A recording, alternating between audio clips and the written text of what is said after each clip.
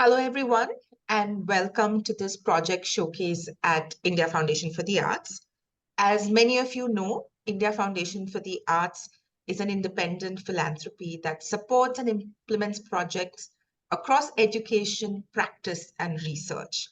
In the last 29 years, we have implemented over 800 projects, leading to films, archives, monographs, um, films, visual material, performances, etc. Our project showcase is a series that we have been organizing to share the outcomes of these projects with you, to encourage conversations, learnings, and discourse around the various practices and research that artists undertake. Today, we have a very special showcase. It's from our Project 560 initiative, which is our Bangalore City initiative, and a research project looking at the histories of independent arts initiatives in the city.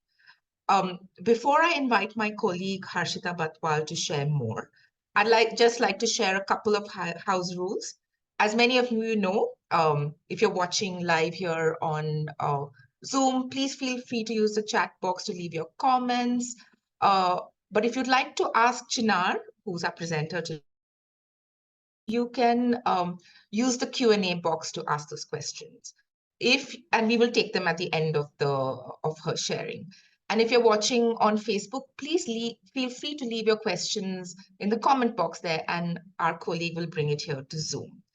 I'd like to now invite Harshita Batwal, Program Officer for Arts Research and Project 560, to introduce our presenter today and the program to you. So over to you, Harshita. Thank you, Menaka. Hello, everyone, and welcome to today's project showcase. The title of the showcase is Tracing the History of Independent Initiatives in the Arts in Bangalore, a presentation by Chinar Shah. This project has been made possible with support from BNP Paribas India Foundation and was implemented, as Menaka pointed out, under the Project 560 program. Just to briefly introduce the program, Project 560 is a city-focused program at IFA where we encourage proposals which are scholarly, artistic, curatorial, that are based in Bangalore and engage with the past, present, and future of Bangalore in diverse manners. The aim of the program is to mobilize the arts and explore how the city can impact the arts. I would now like to introduce the speaker of the day, Chinar Shah.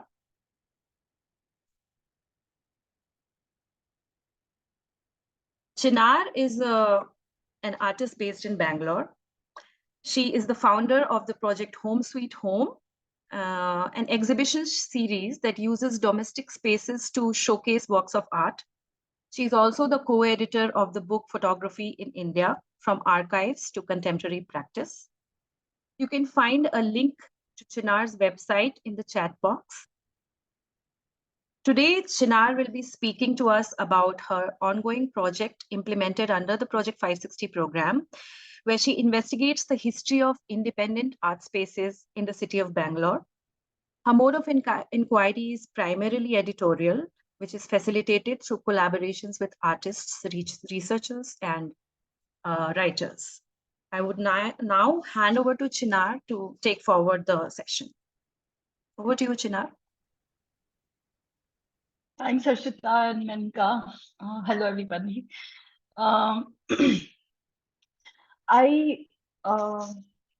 wanted to sort of like start at the beginning of how what I was doing and what led me to this work that now, in fact, I say supporting, and I ideally am like expected to talk about.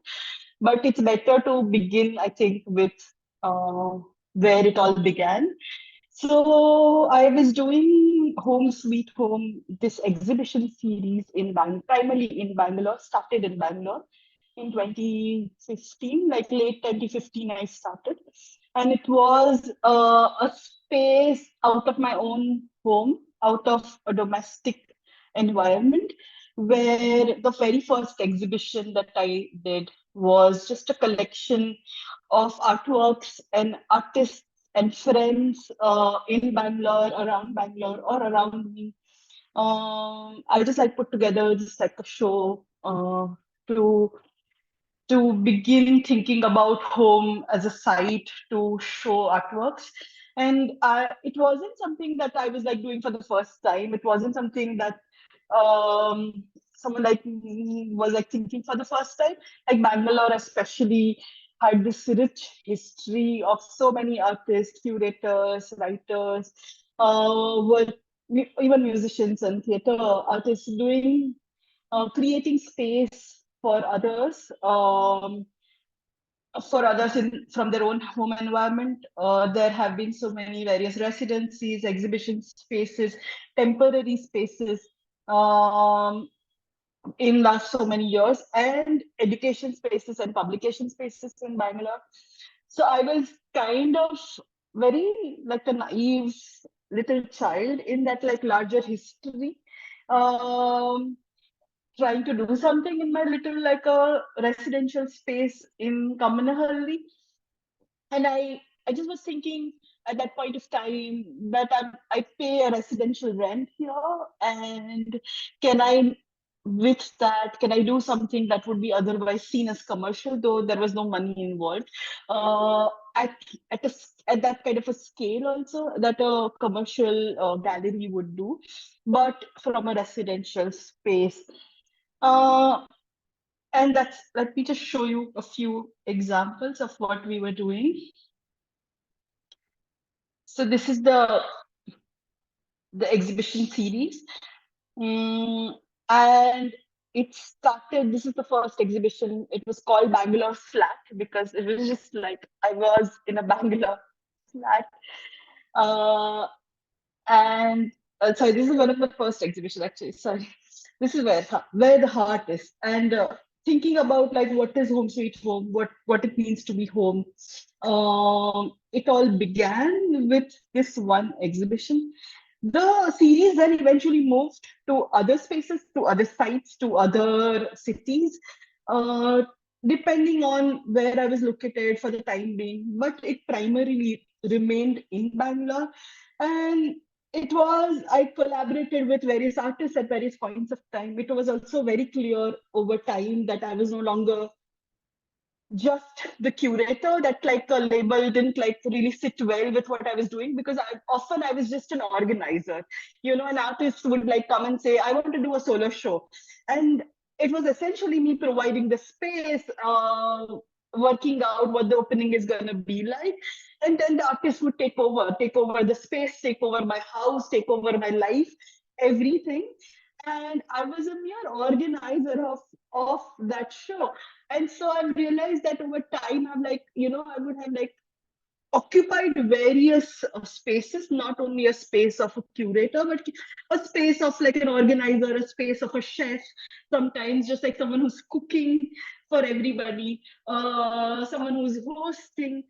And this was quite a journey, and so many artists friends from Bangalore kind of, like I said, took this journey with me.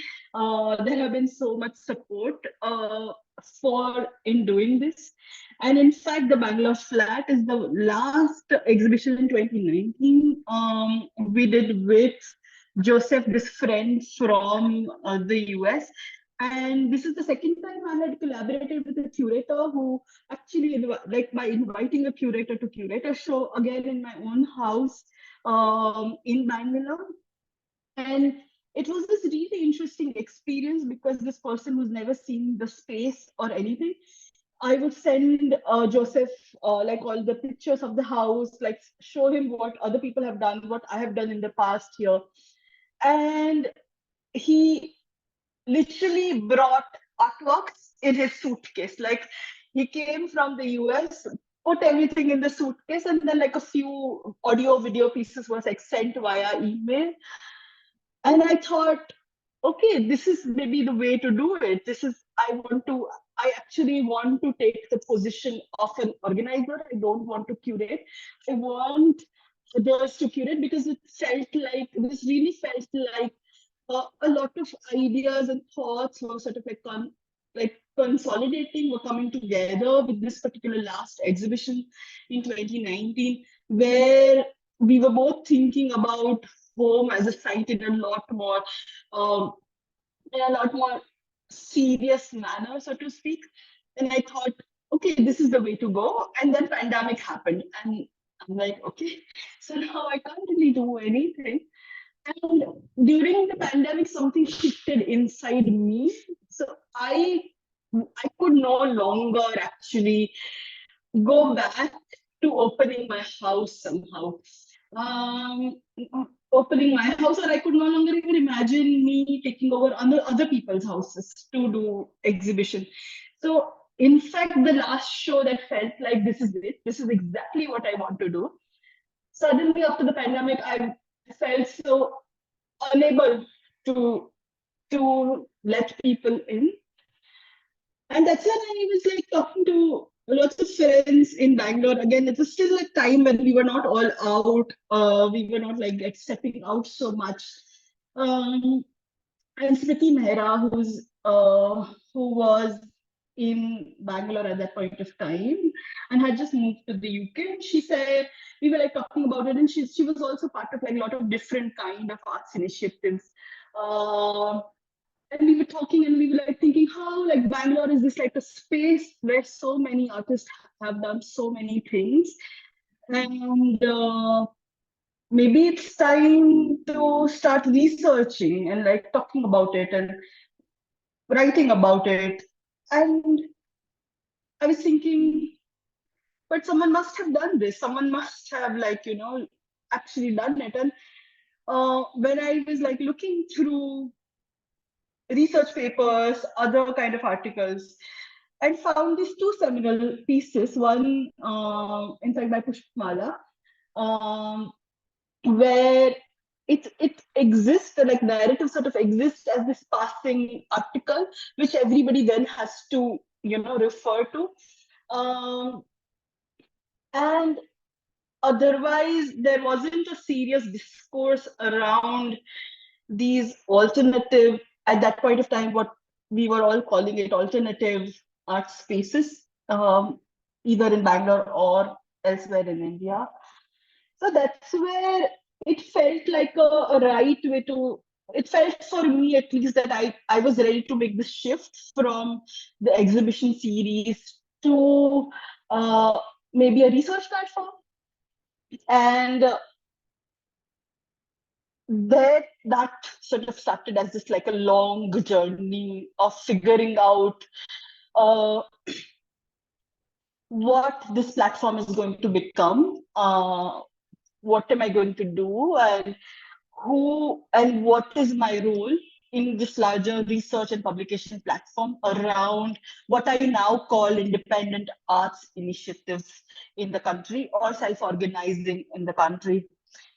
So before I kind of like move to the specificities of the project and what has happened, as I started working towards first of all historicizing, documenting, understanding what artists have done, at what point of time they've done what and why, and all of that.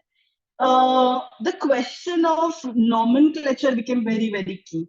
So I quickly realized that earlier the proposal was artist-led institutions. I realized that artists actually, almost all artists, hate the idea of institution, or even calling oneself an institution. Even if you're making an institution, don't want to call oneself institution. Cool. The second was artist-led, which sort of like is easy to use, etc. But the problem is that not everybody is an artist. Like so many people are creating actually spaces in the arts who are not artists. They are writers, researchers, curators, cultural workers. There is like a whole range of practices that exist on this space. So the word artist-led was kind of gone. Alternative, for obvious reasons, everybody now sort of hates, which actually I love. I think it's a really interesting phrase to use, but people hate it for like very obvious reason, because it's like binaristic. It like assumes that there is a mainstream versus there is an alternative, or there is a fringe. All of that. Therefore, that the binary nature of the word doesn't really lend itself to wanting to associate oneself with it. Fair. In my readings, I came across these two terms, self-organizing and independent initiatives, which has sort of stuck with me. Again, with independent, the word, there is like a question: what is an independent space? Is there really independence? Can we be ever independent? So independent initiative in that sense is not like a fully, like it's not like something that one can fully claim. It was self-organizing, in fact, a term coined by Sarah and other people, the other also, where they say that self-organizing is probably the closest, because it's the self that's like an individual that's organizing. That's like organizing is more for the community, and or more for a larger space, larger people, and an individual self is doing this, whether it's a one person, two people. So self, like to call all of these inquiries, all of these initiatives as self-organizing makes a lot of sense. However, self-organizing is a very alien term for us, because this is not a term that we often use. Also, alternative is in fact a very common term that gets used, and in literature around various independent initiatives, often like people mention or talk about that how artists and cultural workers and writers are able to claim this term. So even with its problematics, the vocabulary makes something else available to you. You have a space available to you that is outside of the mainstream market, and therefore, even though the term may have like its own limitation, the fact that a certain vocabulary is made available. Whereas, like, say something like self-organizing, nobody would know if I say it's self-organizing in India. So I am constantly using self-organizing now just to promote the term. I also use other terms at various points of time, depending on what my context is. But this 1 year has been real struggle of figuring out terminologies and like just like vocabulary and language. How do we say something where there is no one consensus on all of these various practices? The only consensus is that we just like, everybody would always say that, oh, we were just like too tired of the white cube and wanted to do something else. And so that's what I wanted to, this is what I wanted to say, that there isn't, it's a work in progress, probably when it comes to nomenclature around all of these temporary arts initiatives. And especially in India, probably many terms are going to come about as more work gets done. As I said already, that Bangalore was this like a hotbed of all of these, so many activities. Almost everybody was involved in in an independent initiative. This inquiry is from the 1990s onwards. However, so much more has happened also before that. The initial plan was of both research and publication, which is what I think has happened. However, I think my role has changed with time. So first of all, what I did was I commissioned essays from writers, artists, people I knew who were like already interested in thinking about some of these themes around independent initiatives in Bangalore. And so I'll just like I said, go through some. I can't go through all of them.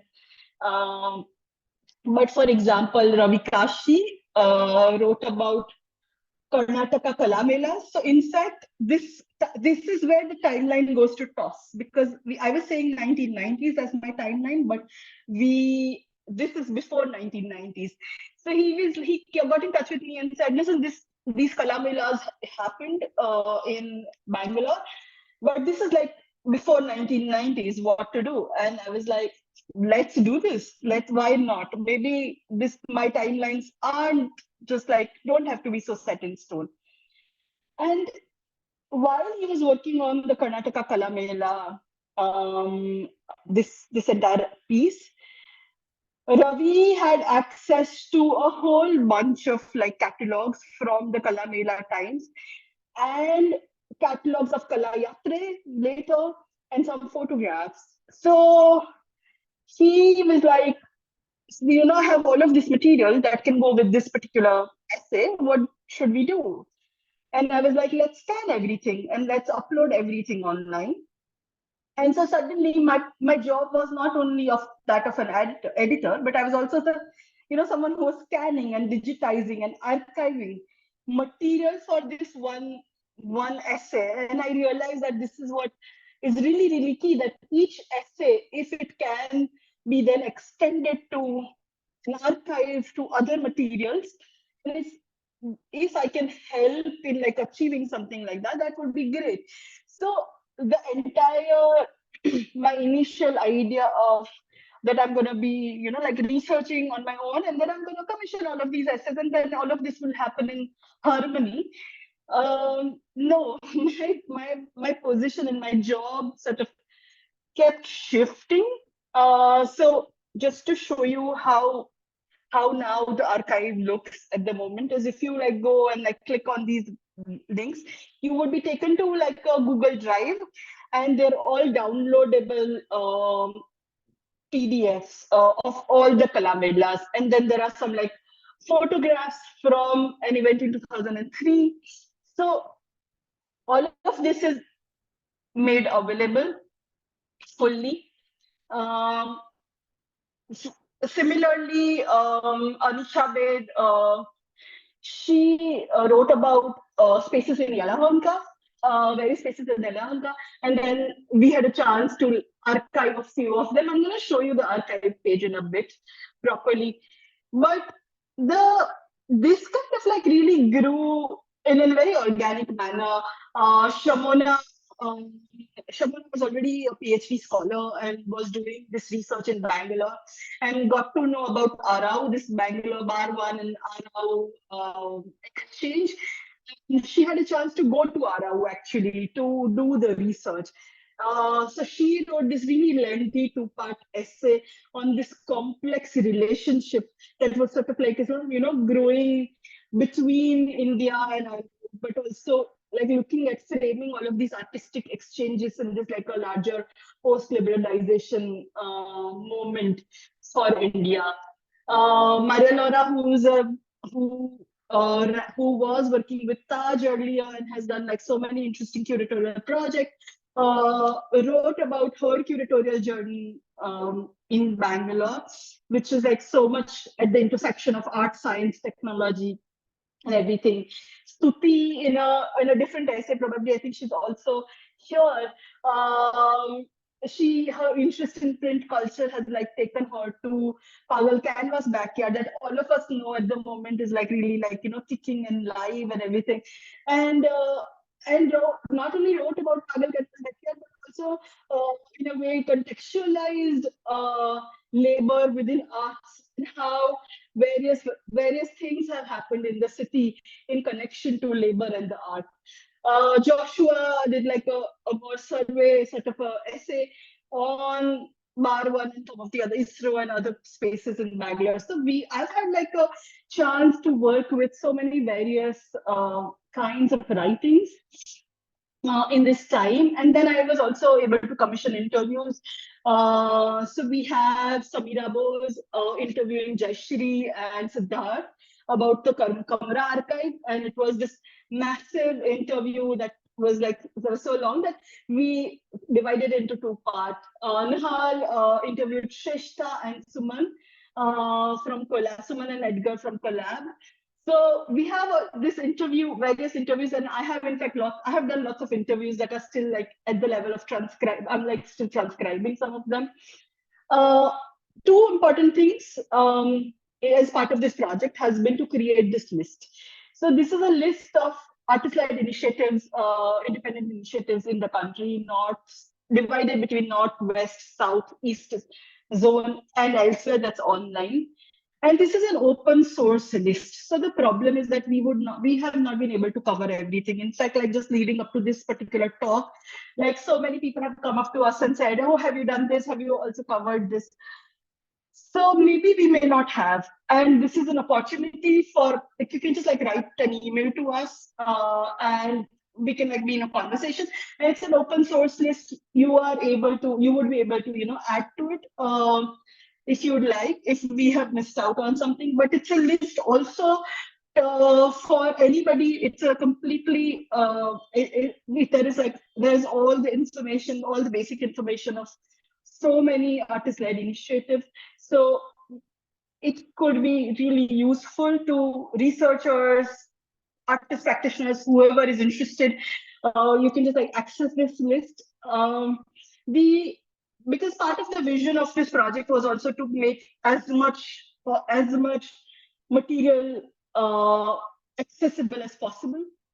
So here is the archive page. This is in its very nascent stages at the moment, and everything is connected to some of the other essay. So we have, in fact, done a lot more digitizing, but not everything is up because it would make no sense if we just like make things. But as I was saying, for example, the Kalayatre catalog, if you just like click on it, you will be taken to a Google Drive and you can download the catalog in its entirety. All of this material is fully accessible. This is Funk 52, this series of playing cards that got released as part of G159 but actually it was a project by Roshan Shakil, and he asked all his friends to do one illustration per card. And actually now these cards are like not really like around, but we were able to get a hand of one of the decks and we digitized the whole bunch. So yeah, there is like a lot more in this archive space. And then there's this reading list that we just like as a beginning to work on. But this is supposed to be like a bibliography of sorts. And we've already like published one review of the book. So we are only going to like look at various books around initiatives by artists and like the theme that largely concerns this particular project. So yeah, this in that sense, this website, let me stop sharing. In that sense, this website at the moment is a space to collaboratively think about what it has meant for various artists, researchers, writers, curators to create spaces for oneself, even if it existed for one day or 1 month or 2 years or 3 years. And it's an ongoing project. So it's a project where a lot is, what I've realized is that probably a lot is missed more than a lot is achieved. But at least now I know what is missed, or like now there's like more people who are like interested and want to collaborate. So it's in that sense now a site for me to further think about what it means to be creating an independent space in the arts in India and Bangalore. And Bangalore is like super interesting and really, really important, close to my heart. I live here, but also I have never seen something like this kind of a phenomenon anywhere else in any other cities. This phenomenon where so many artists just like make a space for themselves all the time. They're constantly creating. Even if there's like they shut down something, there'll be something else. There'll be a new thing people would create.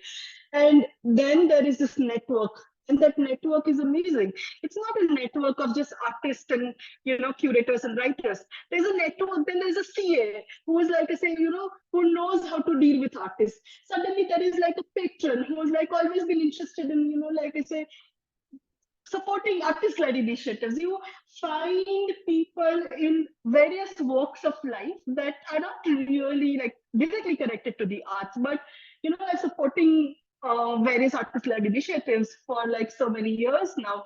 So this is the beginning of documenting, of becoming a documenter, becoming an editor, for others to also collaborate and write about, research about. And I feel like my job has been both, I've been interviewing extensively and talking to a lot of people about their various initiatives, but also my job has been just, supporting writers to write, artists to write, whoever is writing, like just like creating a space to see what can we do to I don't know, make space for the work that other people want to do as part of, under this larger umbrella. So this has been the project. Thank you. I don't know if I took more time, but thank you very much.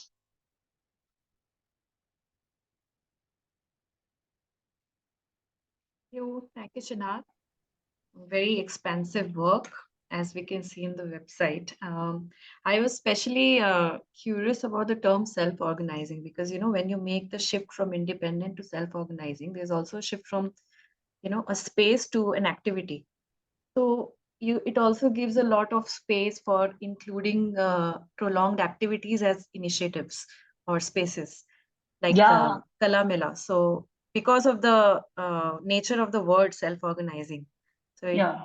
it gives room to include a lot more activities rather than just physical spaces as independent initiatives. Yeah. So very interesting for me. Yeah. So apart from that, I had one question. After that, we'll open the floor for anybody else who has questions. That when you speak of yourself as an editor, so I was just curious to know what was your editorial process like when you were selecting these bunch of artists, researchers, and interview people to interview. I just wanted to know a little bit more about how did the process pan out, your editorial process. So the editorial process was very different from the interview process. Actually, the editorial process, uh, let me speak about the interview process actually, rather than the editorial process. The interview process has been very organic in a way. It started with like bunch of us, Stuti, me, Sarsija, everybody, like just like I was like, okay, can you all please help me? Let's like lift down all the initiatives we know. Like let's put this together. Let's put this like in writing right now. And we were just like over dinner, like doing this like a small exercise. And then I go back home and I'm like I was trying to figure out like connections between various spaces. And I just like reached out to, a whole bunch of people, like started talking to them. And in my interviews, then other things would come about and other spaces would come about. So I would like, like move from there to there. And there hasn't been in that sense a chronology or a trajectory I was following. However, like a larger idea of what it would have been. Shelja is in fact part of this Zoom call right now, and I just want to acknowledge how much she's written about. In fact, like there was only one person writing about all of these spaces was Shailja at one point of time. And in fact, I actually do. So there's this one thought that has run in my head for like a long time, and I have no idea how to actually figure that out, is to gather writings by other writers and create an archive of that on independent initiatives. And that would be like really, really fantastic. So Shailja, for example, like who's like written so extensively, so not to like discount, so much of like understanding comes from like previous writers and everybody. When it came to editorial, it was a mix of things, where I was of course I was reaching out to I was reaching out to writers to write, but soon I realized that I can't only do that. I also have to reach out to people who've been like making a space for themselves to also write. And that led to also interviews. I realized that interview as a format is interesting, and I also realized a lot of people are interested in interview as a format. They want to work with that. So various things came about, and then like in discussions with writers. So for example, Stuti, she'd already done a piece about Baroda on printmakers, and it kind of was a very natural journey for her, and we were like discussing, and she said, I would like to, I don't know how it happened, but essentially there was a discussion of a part 2 of the essay that can be based in Bangalore. And so some of these things happen very, very organically. There is a lot right now that's not online, but Sumitra Sundar, for example, has written about various queer spaces in Bangalore and what the intersections with art.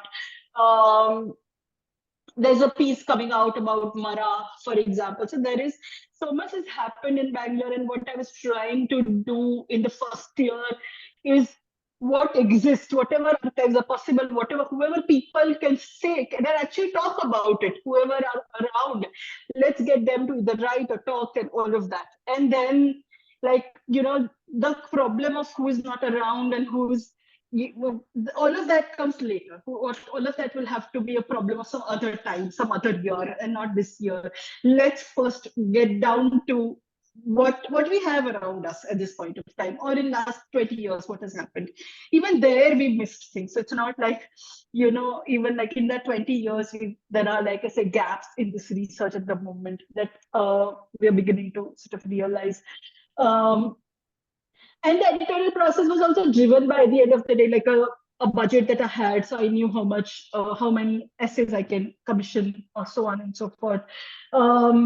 It's also been a very, I think it's one of the most difficult job to be an editor, because one has to, no writer can actually live off writing. So they all have a full-time, daytime job. In the process, what happens is that there are lots of delays in writing process, and one has to accommodate. And because of the delays, sometimes the thought changes. So suddenly, like, you have a completely different essay, say after 6 months, from what you were working with. So there are all of these various editorial processes that I suppose I went through. And from all of these editorial processes, the archive as a page came about, the reading list as a page came about, which is still in making, but it is coming about. And the list was always on my mind. I always wanted to do it. However, it was the most difficult thing. And Moksha Vora, she really helped me with, like, just like, she was a research assistant for this particular list, and we kind of like just like tore through the internet and like wrote to so many people, and like just it was just about, at the end of the day, like all of this like editorial is just about sending reminder emails after emails, just like shamelessly. That sometimes it feels like that's my job, not really discoursing about it. My job is, oh, did you get my email? But yeah, this has been the process. So there is everything, there's so much of admin work that goes behind creation of something crazy like this, like list of like some more than 100 spaces, So I don't know if I answered your question. Yeah. We also have another question in the Q&A box by Suresh Jairam.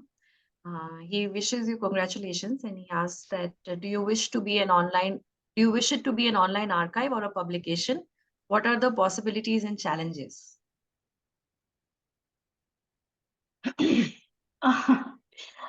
Okay, so I don't wish it to be an online archive. I think archive is just a component, and I'm also very loosely calling it an archive. So Samira, one of the contributors, maybe she would call this like a collection. I have an archival KIDA, and I want to do it, but I don't think so this platform at the moment as it stands can become a fully archival space. However, the idea at the moment is that all the essays can be linked to some or the other form of archival material. And then I'm also collecting archives of various kinds, or like digitizing them, making them online. And the idea at the end of the day is for this platform to become a platform for researchers and writers, so they can always get in touch with us and say, hey, listen, like, so we are looking for XYZ, do you have it? And if it's very like, we might have it on our hard drive. So and which is true for so many interviews and everything. So we would like publish an edited text. However, the interviews would be much longer in that like original. So in that sense, at the moment, the real archives are in the hard drives and not really only on the platform. Do I wish to be what was it? Okay, here. A publication. Okay, public. Yeah, it's not a publication platform. I think it's a space to do a lot of things. Probably it is in the process it becomes a publication platform, but I think it's more of a research platform where not only me but other people would their research archives, bibliographies, everything sort of can come together and come here. What are the possibilities and challenges? It's a really challenging work. There are a lot of let me talk about possibilities. There are a lot of challenges, but I'm really excited about like thinking about possibilities. I'm like 1.5 years into this, and I had always known that temporary initiatives that don't really become institutions as such aren't really part of that art history. But once there is a dedicated platform to only talk about these temporary spaces that often exist only for a short while, once you have a platform that there is a possibility to kind of like start thinking discursively about what it means to be an artist at this point of time, and also it may become a great space to think about a lot of other things such as like money. How does money function? How does labor function? What are we going to, well, I mean, for young students, how have other artists survived and what have they done for these initiatives and institutions? So I'm like seeing, I think, a platform such as this as like a great possibility And I also know that it doesn't have to be just me all the time. I'm very sure that in fact, one day I'll have to let it go, and other editors need to come in with other ideas and other thoughts and other researchers to do this kind of work. The biggest, I suppose, challenge is giving your time, at least whoever is involved, for like a very long period of time in lot of uncertainties, because you may have like money for a year or something like that, and you may not have the next year, but it has to go on. Like I suppose in that sense, the exhibition series that I was doing it felt like it was time that to pause it for a while, and it felt okay. But for this research, it doesn't feel okay to just say, okay, now I've done this much and that's it. So to keep going in its uncertainties is challenging personally. And the research itself, somehow we have in India, I feel that we are in the space where writers also like to face a lot of challenges. There isn't a space to comfortably exist as a writer, to write what you want to write. Not only you're financially really compensated well, but also, I mean, you cannot just, like I said, get up and write about it. Like there are a lot of repercussions if you write something or the other. So to create at the moment, the platform only exists in a larger ecosystem. That doesn't exist outside of it. So even though one could, like I say, commit to saying that we're going to, be mindful of how much we pay, etc., the writers still exist in the larger ecosystem, which is still a problem. And when I say writer, the term is interchangeable with artist, cultural worker, whoever. So culturally, a part of the challenging, I suppose, ecosystem, and we would always be. I don't know. Yeah, I think a space like this or many other spaces will have to keep morphing into other spaces where a platform also then encourages other institutions, larger institutions, to follow certain, I don't know, like labor, there will have to be an understanding about labor, sexuality, gender, everything in a larger ecosystem for everybody to function. I don't know, proper, like to be able to just function, I suppose. So those are the challenges, I think. Thanks, Chinar. That's If really anyone hard. has any other questions, you can either drop it at the Q&A box or you can directly ask by unmuting yourself. Where can I access the list? Someone has asked. It's on the Home Sweet Home page. You can go on the list of, it's called List of Self-Organized Initiatives. Click on it and click on the icon, and it will take you to the Excel file. And that Excel file is then fully openly accessible.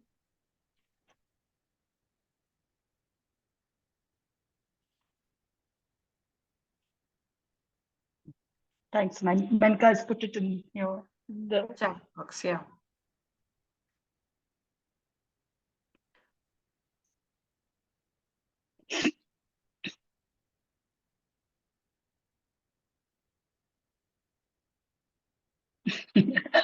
so Suresh mentions that I wish IFA can extend your grant.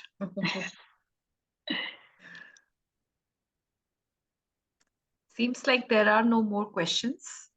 okay. So thank you everyone for joining us today. And before we end the session, I would just like to invite everybody for another project showcase that is going to happen in March, on the 14th of March, and it's going to be a physical event at the Park Hotel in Bangalore. And project coordinators Yusuf Saeed and Siti Goel, whose projects were implemented under the Arts Research Program at IFA, would be speaking about their projects.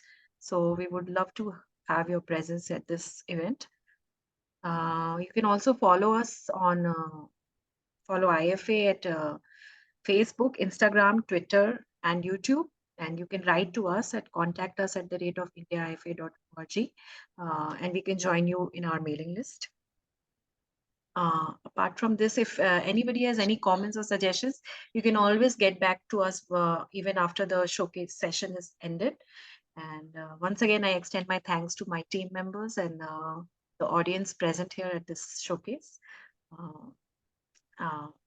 That's all. Have a good evening. Thank you. Thank you, Chinar.